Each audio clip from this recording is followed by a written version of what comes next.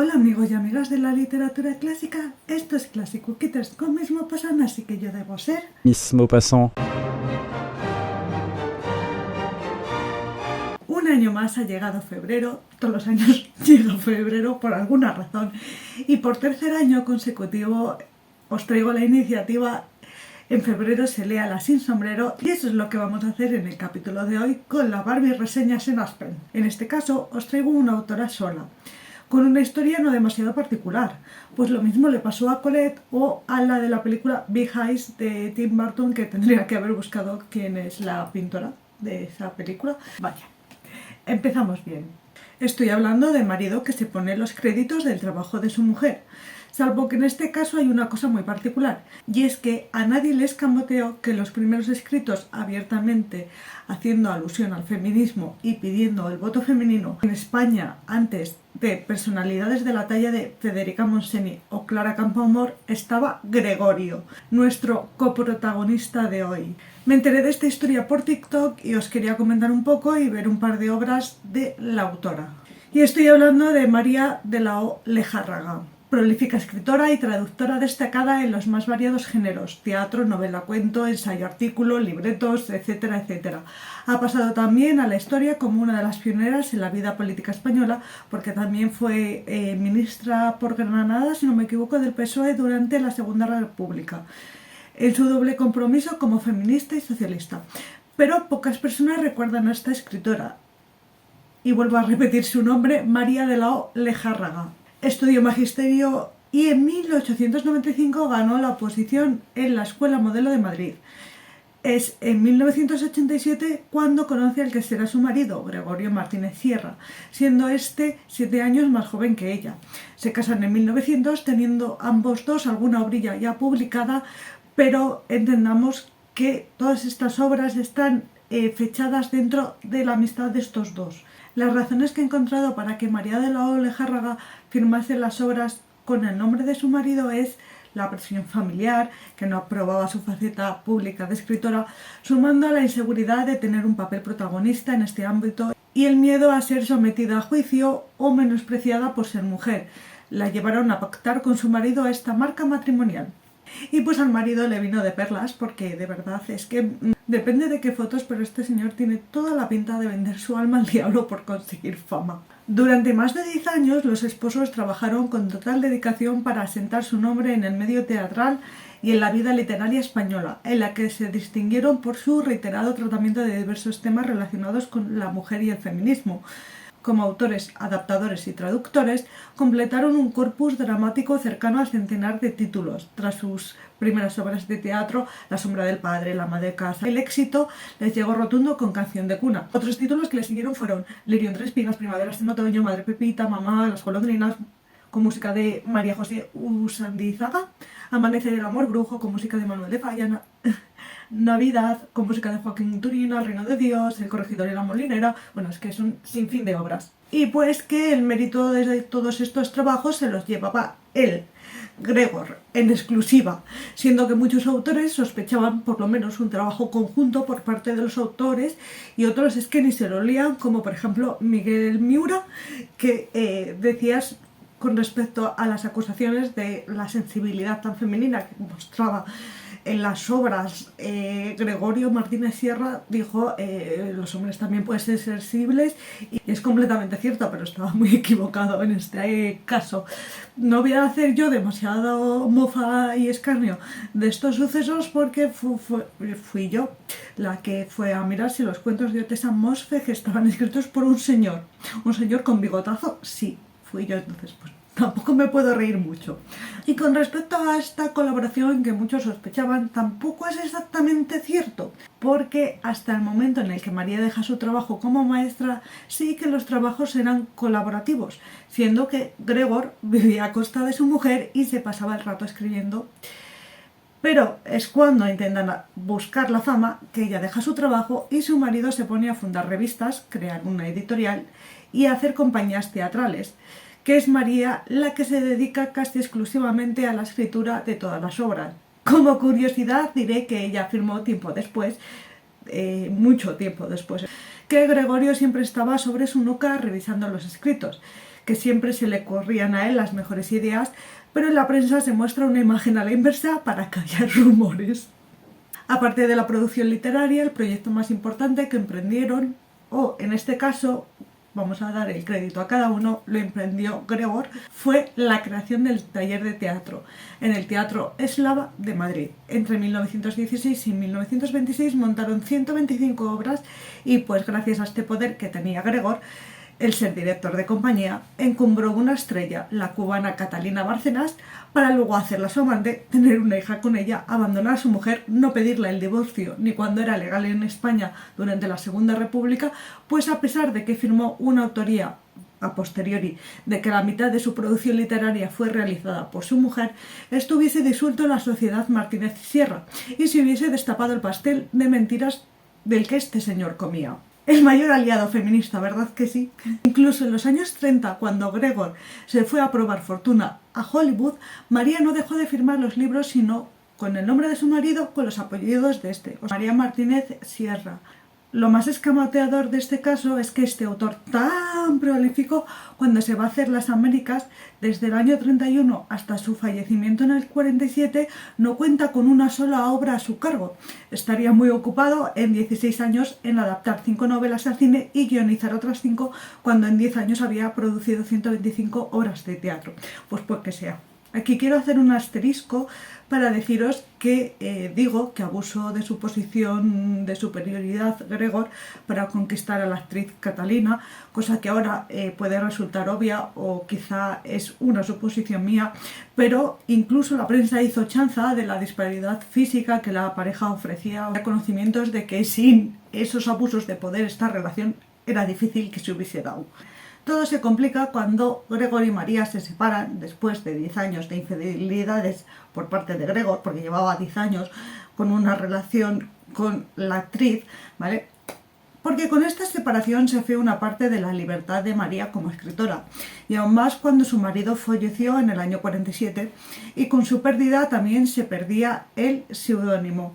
En ese momento, María de la Olejárraga reclama sus derechos de autor, pero los círculos intelectuales decidieron mirar hacia otro lado, y es que era un secreto a voces que ella era la autora. Los derechos de las obras de María de la Olejárraga se fueron para la hija y, perdonadme el término exacto, bastarda de Gregorio, pues es de fuera del matrimonio. Como curiosidad, es que son 1000 curiosidades, todo este vídeo es de curiosidades. Os diré que en los años 50 María envió un cuentito a Walt Disney proponiéndole hacer un guión sobre una gata de alta cuna que se enamora de un perro pobre. Le devolvieron la carta sin ninguna razón aparente, como si no les interesara, como si que ni siquiera lo hubiesen mirado, pero al poco tiempo se sacan de la manga La dama y el vagabundo. ¿Casualidad? No lo creo.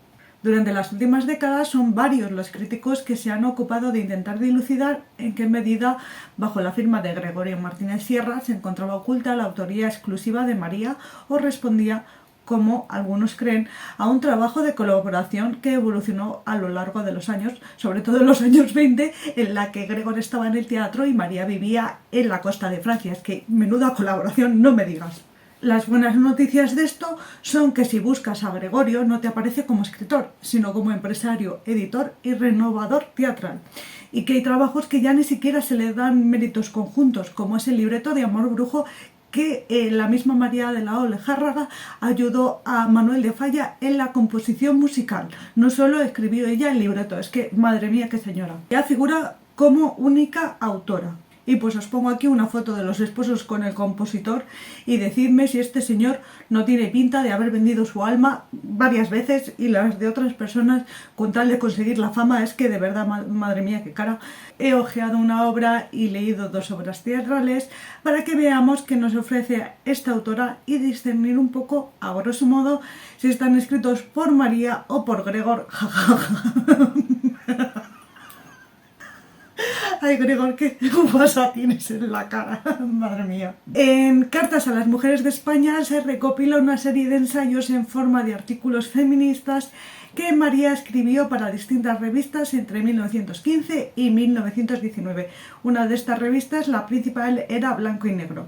Es en las cartas que Gregorio envía a su mujer con respecto a estos ensayos y que los de la editorial Renacimiento han tenido bien a mostrarnos fragmentos en el prólogo, donde Gregorio reconoce la autoría absoluta de su mujer, pidiendo que le envíen los originales, que escriba en vez de una columna 2, que se dé prisita, vamos, que encima era un amor de señor. María reconoce que este engaño, que ella llama astucia femenina, de que los ensayos estuviesen firmados por su marido, era una ventaja táctica, pues las mujeres estarían más receptivas a escuchar a un hombre que a una mujer, y que además Gregorio tenía una fama literaria a sus espaldas, fama que era únicamente debida a María. El feminismo de María de la Olejárraga, o el de Gregorio... No, en serio, María. Es un feminismo de derechas, aunando la reclamación de derechos, el voto, ser felices, tener un espacio propio, sí, se adelantó a Virginia Woolf en ese aspecto, con los deberes del hogar, la religiosidad y el patriotismo. Tenemos que tener en cuenta que la mayoría de estas cartas se escriben en el contexto de la Primera Guerra Mundial, momento en el que por primera vez se vio que mientras los hombres se mataban en las trincheras, las mujeres levantaban sus países, ejerciendo ellas sin miramientos todos los oficios, los destinados a los hombres y a las mujeres también. Y creo que el éxito rotundo que tuvo esta serie de artículos y las contradicciones que la autora nos muestra en ellos se deben a esos tiempos tan convulsos. Creo que la razón de que no se considere a María de la Olejárraga ni a Gregor tampoco, lógicamente, dentro de las pioneras tanto del sufragismo español como del feminismo español, es porque es un feminismo no molesto, ¿vale? Es un feminismo de ten tu espacio, pero dentro de tu casa. Ten vida cuando acabes de cuidar a tus hijos, pero cuida a tus hijos. Voto femenino, pero cuando hayas terminado las labores del hogar y de echarte la rezadita del rosario. Es un poquito eso, ¿vale? Entonces, pues, el nivel de incomodidad de esta señora está entre 1,5 y 2 de 10. Lo pedimos por favor, y pues, cuando se han conseguido cosas pidiéndolo por favor y con galletitas, pues, está por ahí. 2 obras de teatro me he leído y las 2 conjugan temáticas que vemos en sus cartas a las mujeres de España, por lo que poner la autoría de nada que no sea mera supervisión a Gregor es una chanza absoluta. La primera de estas obras teatrales es Mamá, del año 1913. Es una obra de enredos en la que la madre debe 10.000 pesetas a un galán, que 10.000 pesetas en 1913 era una fortuna, que quiere cobrárselo en carnes, el galán. Y en la fiesta de vuelta a casa de la hija, después de estar en un internado y además cumple 18 años, la madre le dice al galán que naranjas de la China. Este galán, como venganza, seduce a la hija, pues que no tiene conocimientos, hasta en un internado de chicas, pues no sabe nada de la vida y se deja seducir por este maltunante. La madre pide dinero al hijo para devolvérselo al galán y pues al final se tendrá que desenredar tanto enredo que se ha montado en la familia, en unas conclusiones que mueven a la compresión entre familiares, la tolerancia y que con ayuda de la visión de otras personas tengamos la totalidad de algo y no solamente nos quedamos con lo que vemos nosotros así. ¿En cuántas novelas de más de 100 años habéis visto que una mujer a los 40 sea la que levante pasiones, la que llama la atención de todo el mundo, la que todo el mundo está fascinado por ella, por encima de sus florecientes hijas? Pues eso, no hace falta que os diga nada más. La temática de las mujeres que después de que acaben sus obligaciones de madre no deja que se marchite su vida, lo vemos en la segunda de las cartas, en las que hace referencia a los clubs de mujeres americanos, las cartas a las mujeres de España, por si acaso, porque hay un libro también que se llama Carta a las mujeres de Latinoamérica, que es el único título que aparece de Gregor después del año 32, pero claro, es porque María firmaba en conjunto, no porque este señor escribiese nada. La segunda obra teatral es Canción de cuna, de 1911, que les encumbró a la fama. Tiene una trama también muy masculina, en la que en un convento dejan un bebé y las monjitas se tendrán que hacer cargo de la niña. Y pues es curioso que en un mundo que no conoce la palabra sororidad, las monjas son el término más cercano a este. Curiosidades que se me ocurren a mí, ¿vale? Pero la clave está en una conversación que tiene la niña adoptada por las hermanas ya mayor antes de su matrimonio. ¿Usted no ha tenido nunca pena por no ser un hombre? Yo sí, porque pensaba que quisiera ser esto y lo otro, qué sé yo, capitán general, arzobispo, hasta papa. Y me da rabia que solo por ser mujer no sirva ni siquiera para monaguillo, pero ahora desde que quiero a Antonio y él me quiere a mí, no me importa. Porque si yo soy una botarate ignorante, él será un sabio.